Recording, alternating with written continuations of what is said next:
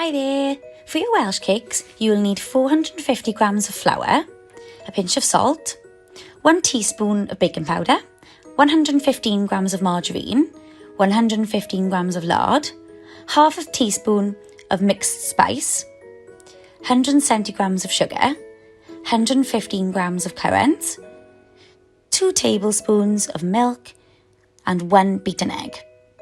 Make sure your hands and your work surface is clean before starting. Firstly, put your baking powder and your salt into the mixing bowl with your flour.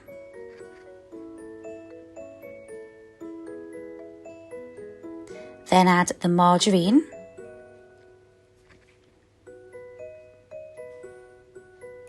and the lard, and rub all of the ingredients together with your fingertips until they're like small breadcrumbs, a bit like making a crumble.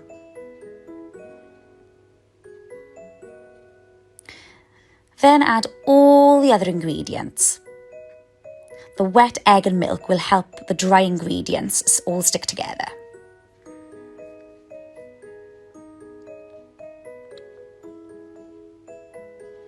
It doesn't matter which order. Some people like to do all the dry ingredients and then the wet. I mixed it up a little bit. Then mix together and stick it together a bit like when you play with Play-Doh. So eventually you'll get a nice solid dough ball, like so.